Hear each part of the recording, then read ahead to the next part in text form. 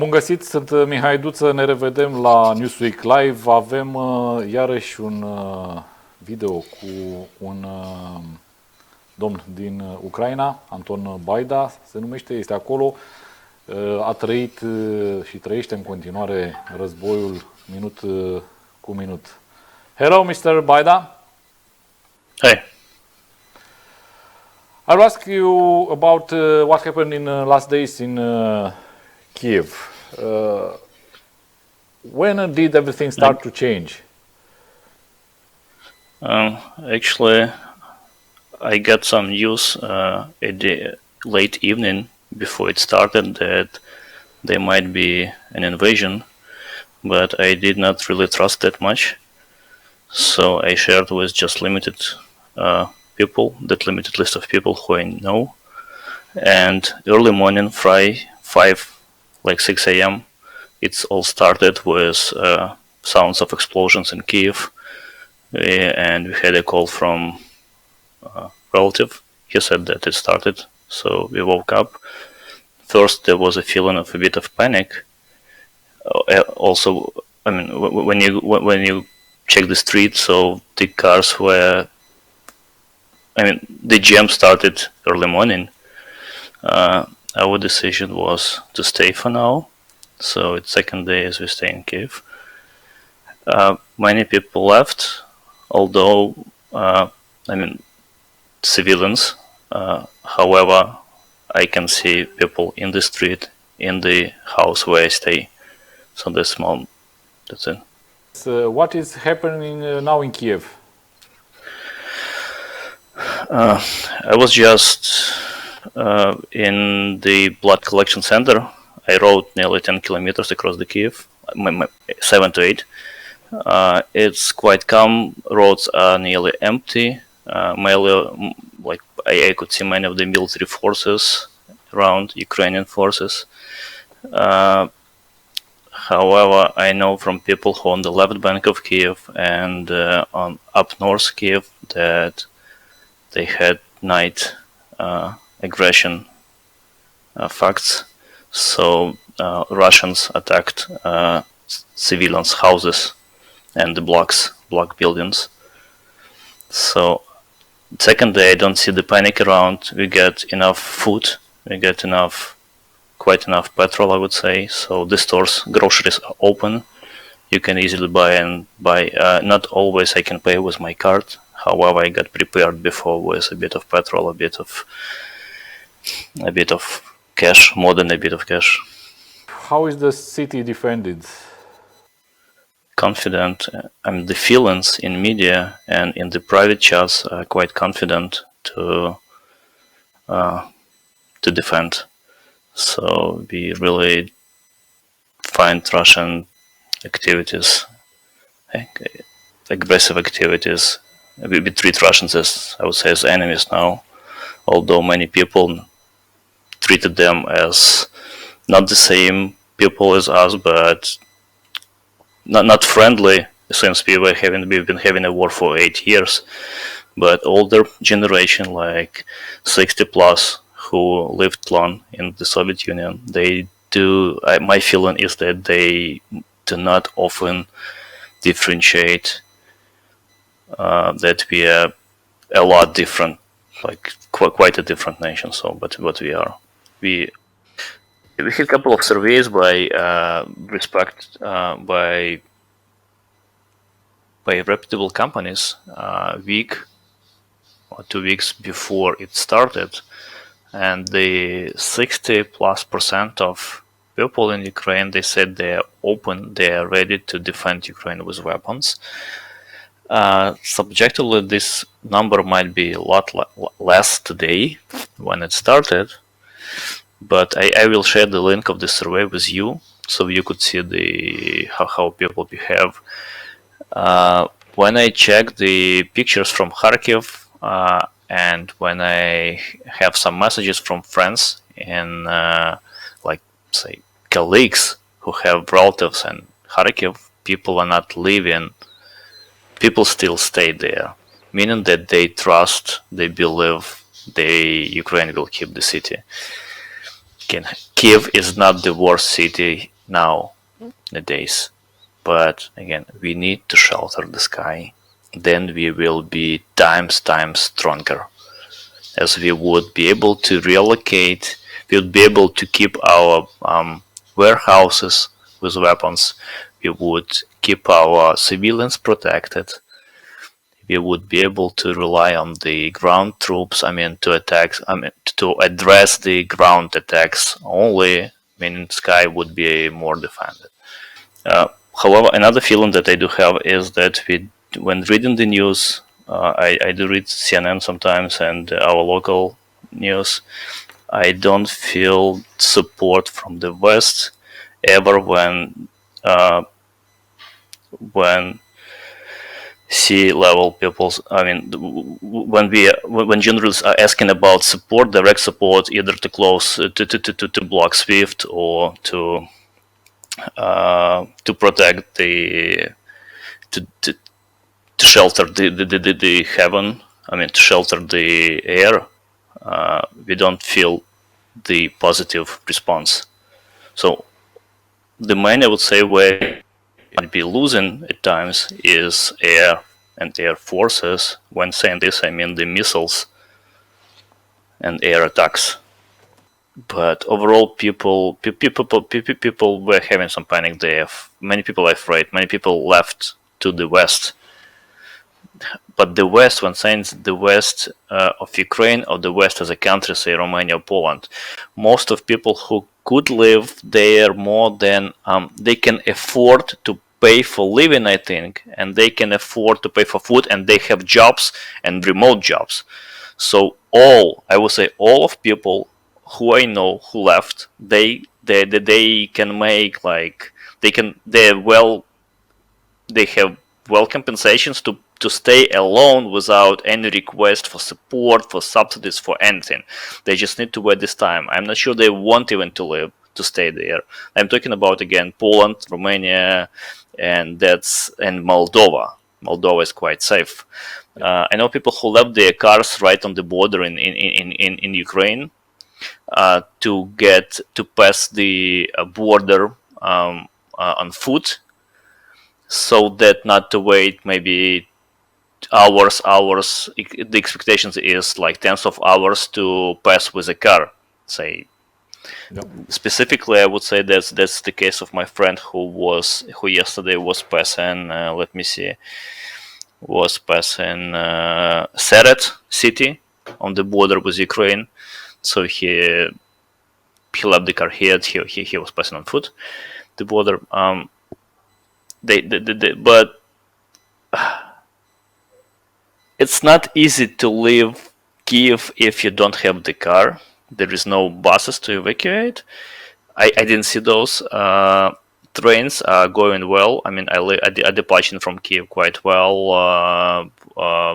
If you don't have the ticket, you can probably agree to get to the train, like two or three people, and you can live to the west. What's next? My question. So I stayed here with my wife. What's next? So you went to the south, to the west. You can stay for how long? Because of Ivano-Frankivsk airport was attacked as well. Rivne was attacked as well. Even Uman, that's, I would say, one of the central known cities in Ukraine, which is 300 kilometers, 350 maybe, south from Belarus border, is maybe 500 kilometers from the eastern border. So it's quite in the center. And even there, the missile reached the center of the city and murdered one or two people. I don't remember. So panic is our enemy as well. But who left in Kiev, I don't see the panic. I don't see but even when we see the news, like and knows by Blinken, then the next plan is to surround Kiev. So a couple of bridges were exploded in the north of Ukraine. It was done by our forces to stop the tanks. So subject my feeling that ground forces we are strong here, air forces we might have some weaknesses. We'll see. We don't feel that we I don't feel Ukraine will control the same territory as 2 days ago. Yes. I don't want to believe that Kiev will be controlled by Russians. What happens with children when the old men they are protected right now in Kiev? I cannot give you some objective opinion. I can see what's nearby me. Again, many of my neighbors left Kiev with children. Some stay. I do stay for now, for today. I do not want to overestimate myself. However, I'm not supposed to live maybe today or tomorrow. So if they're protected, when saying this, you mean are they having the shelters to get into? I think yes. Yesterday my kid yesterday we tried to get to subway station. So I live in the sub-center nearby a central railway station. So it takes 12 minutes for me to get to the subway, to the subway down, metro station down, and I observed many of the people. I mean, I never saw people with dogs with bags all over railway station. I mean, that is maybe 100 meters below the ground. Again, yesterday it was a panic. My son, we agreed with my son that we will do this sort of the game or as a training on how much time we can stay there and how much time it takes us to get there. So he does not feel any panic from my side or my wife's side. But where I can see the threat is that he sometimes starts reading and searching, roaming around TikTok. And we are trying to block him, not block, we are trying to limit time when he goes through TikTok and the messages in there. And many of the messages are directed to, let's say, ex-Soviet countries, and they might let him know that something wrong is happening around. Which is your job in normal life, of course, before the war? I do business analysis. How do you fight with Russian? Sorry, I'm just from the blood collection center. I saw many people in there, quiz in there. They don't need, so it takes maybe 2 hours to get to give the blood. People are quite, I would say, not ambitious, but active, proactive. It's quite common there, no panic again. So I'm just back 2 minutes, so I have a bit of mixed feelings, and I wrote about the streets, so sometimes we understand. This is not a problem. We saw tanks on the streets of Kiev. Do you think that Kiev will begin this fight? Again, I would say that we should split between air forces and ground forces. So ground forces, my feeling and feeling of others that we are stronger. We are naval, and we had support from the Western countries before with the javelins and then law and laws. So, and I see the wins in battles when on ground battles. However, we are less protected when we talk about the air attacks. So we need the shelter for our civilians. Yeah. Who do you think should help you in this war? When it goes to shelter in the sky, I agree with our official statements and requests. So the aliens or the countries that express and recognize themselves as aliens, who should help me? I don't need help today. I don't see that families who stayed in Kiev, they are less protected than anyone. So Kiev is not the worst place to stay today when compared against southern regions, Kherson, Sumy, Kharkiv. So we had we did not have that, didn't have comparatively that active Russian aggression on ground as Sumy, Kharkiv, again, Kherson, Odessa had. What are you doing in the next few days?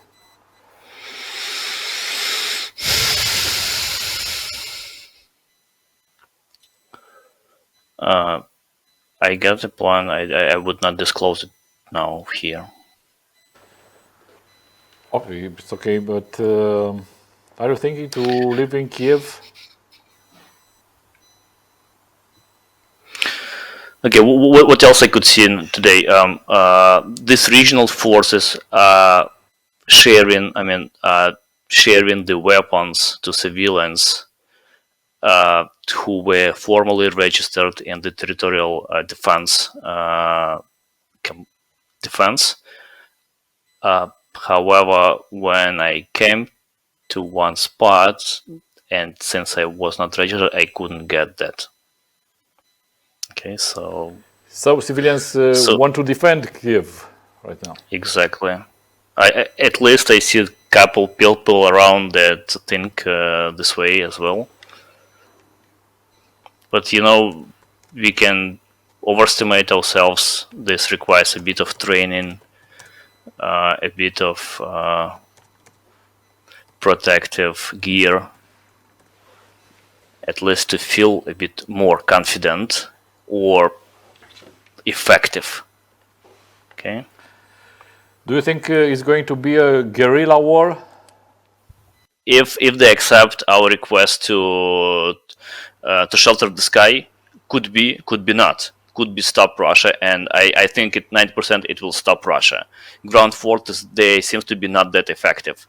The feeling of Ukrainians, so it is nearly the same as the feeling was of the heroes who defended Zminy island in the Black Sea, and when Russian ship was nearby and asked if they can put down the weapons, they fucked them off. So when they say it's Russian ship, please stop, they said Russian ship, fuck off. So and there were 13 of those, and they were, unfortunately they're dead. But they defended until the very end. How long do you think will be this war, this fighting? I would refrain from predicting. Again, it depends on if we have support, at least for the air, for the sky. If not, we might lose some territories. We are losing at times. However, I don't think the Russians got what they wanted over 2 days after aggression. So my feeling is their expectations were a lot more ambitious 2 days ago, or 21st of February, when Putin actually recorded his video that we are starting the campaign, and we can see that it's all mess on their side. So they recorded this. They were recording their decision to help LNR DNR. So-called LNR DNR, although LNR DNR formally requested support 4 or 5 hours later. So that's sort of the circus on their side. Russians used to lie. They lie in all times. I mean, all the times. I cannot figure out why West cannot block them from SWIFT, at least for some time. It's not, if they block it, it doesn't say that it should block forever. I don't understand why Germany is against this. They can block it for 1 or 2 weeks. Would business really be that much impacted? More than the business have impact when they having a war on the border. We have Chernobyl now occupied by Russia. I mean, Chernobyl nuclear station. The level of radiation around is getting worse and worse. It's reported that's a threat not to Ukraine but to the up north and west as well. So why not put stronger sanctions or block Russia from using soft from doing transactions from financial activities all globally. If they accept this, if they might go this for some time as a temporary measure, if they're afraid the economies to be hit by maybe 15 or 20% or 5%. Yes. What they lose, they will recover. Yes, it's a big question right now for many of us. But where should the air support come from? Those must be the protective Air Force defense systems, either provided as is or on a deferred payment terms. I'm not an expert here. However,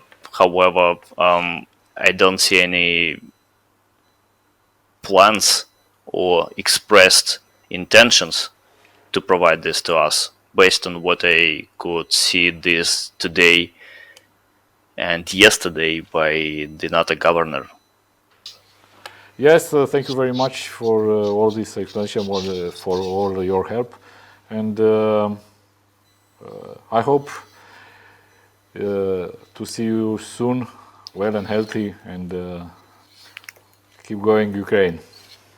Should be this way. Thank you. Bye. Have a nice day. Bye.